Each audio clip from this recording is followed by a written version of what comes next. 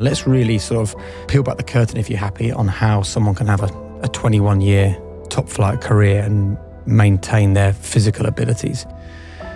Yeah, I feel lucky that I played in the old school, if you like, and then come through to now. I've had an experience of both, and the standards, like make sure everything's done. The basic stuff, cleaning boots, and it's picking gear up off the dressing room floor. Even when I was playing in the first team at Leeds, after the games, I'd scored goals. I was helping the kit man until he gave me the nod, and you feel $1 million. You feel like you're earning the right to be part of this first team. I'm 16 years old. I've been in the academy. We got allocated players, and because I was a first year scholar, I had under 18 players' boots to clean. I had a resi player and a first team player, and I'm playing in the first team, and I carried on cleaning the under 18 captain's boots because you have to earn your right. He's still older than me, even though I'm playing in the first team, and I think that's something that doesn't happen now, and young players are very lucky that they're treated like professionals from 8, 9, 10 years of age, and that's brilliant. But I also think the values I learnt from earning the right to be in that dressing room by doing the horrible jobs, doing the skips after the game and things like that, when the kit man turns around to you and says, go and get on the bus, you feel like, not medic, but I'm part of the team now. I'm one of these guys. I've earned that right, and it makes you hungry to push on again. How deep did you go in trying to make yourself the very best you could be?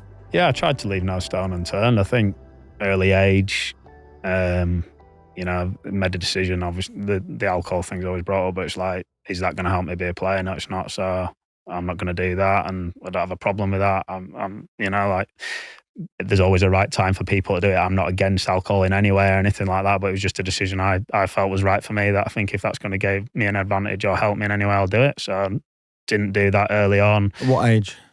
Well, I was 16. I mean, I'd have struggled at that point anyway, because everyone in Leeds knew I was if I wanted to get a drink in the city centre anyway. I think there was a story actually where there was a club, and I think I'd scored for Leeds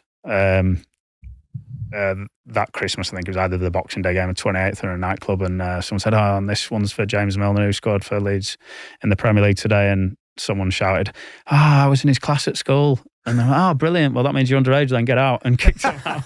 I don't know if it's true or not, but that's the story. But at that age, though, it's easy to say, right, I'm not going to drink. It's much more difficult to not drink.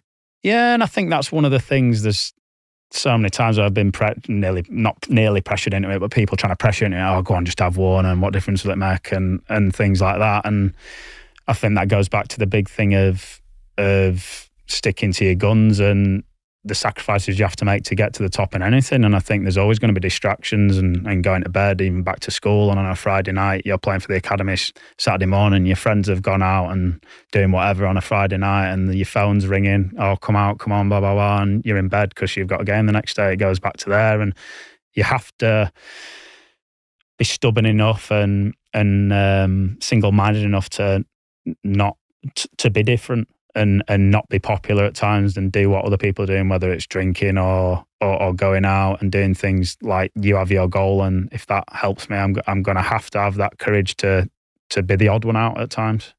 Courage is the right word as well, because I think when you're looking to achieve something great, there's a moment where you make the sacrifice, but the reward hasn't arrived yet. So there's almost this lonely period where you're not a professional footballer scoring goals every week, but you're also not out with your mates having a beer. How did you navigate that period? Yeah, I think that period has probably come after for me. I think because I made my debut so young, I'd pretty much gone straight from school. Then I was on a under-19 tour. I remember getting sent home from the under-19 tour after one game, and they said, you haven't done anything wrong, were you just going home, you're going to play a lot of football this year? And I thought, what's going on here? Have I done something wrong? And they had the vision for me, obviously, to going into the first team and make that step. And I did that and played first team football. So I didn't really have that dead period, but it was more after, where I played that first season. New manager came in, wasn't really playing me. Went on loan for a month to Swindon, and then managed to force my way in. And like I said before about changing manager all the time, went to 3 or 4 managers at Leeds, and went to Newcastle, changed managers so many times. That was sort of the period for me where you're in and out of the team, like the manager keeps changing, and I'd done all right, and then not quite was where I wanted to be, and it's a tough period. That's probably the period there where I look back and I think I could so easily have gone another way there if I didn't stick to my guns or I didn't keep pushing, and it'd have been easy to be disheartened and moving away from home when I was 18 as well, and moving up to Newcastle and living on my own there. So I think that was probably the critical period for me of that, where I had to stick to my guns, and if a manager wasn't rating me, all right, I'm going to work even harder, I'm going to push more, I'm going to do what I can. Have you ever had a period in your career, though, where you are backing up a bad game with a bad game and it starts to erode your confidence and your willingness to get on the ball? No, I don't think like that. I think the most frustrating period in my career for me was when I felt like I was playing really well in training, playing well in a game, and I wasn't getting picked. And that was the hardest thing. I remember going home and getting upset about it. I went home and cried to the missus, and I was like, it was just that frustration of, I feel like I'm doing everything. I go and knock on the manager's door. What can I do to get in your team? What reason am I not playing? And no, like, you're doing everything well, just keep doing what you're doing. Like, I'd rather him say, you're awful at this, this and this, go and improve that. But that was never what I got. And what period was this in your career? That was when I was at Newcastle, and I felt like I was doing well when I was playing, training, and just wasn't getting picked in the team. And that was probably, like I said before, that period where you're in between, and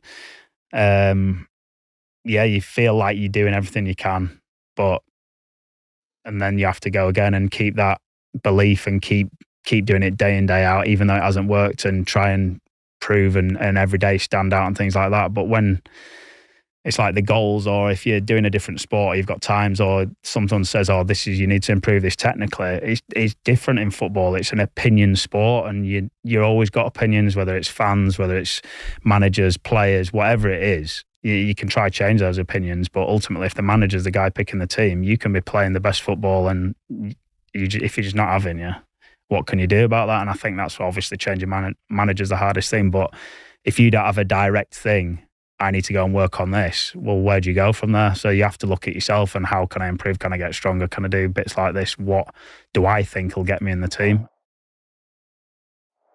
Here's the truth. Your body is like an engine, and you need to keep it at its best day in, day out. I mean, think of it this way. You wouldn't fuel a racing car on cheap fuel. So why are you doing similar to your body?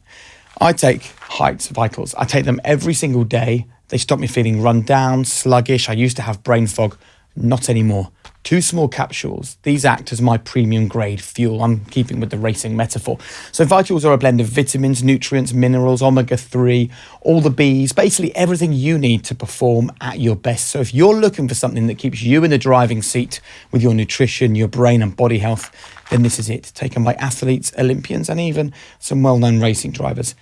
This stuff works. So if you're looking to fuel right this year, go to heights.com/Jake or enter the code HP20 at checkout for 20% off your first order and start your journey today.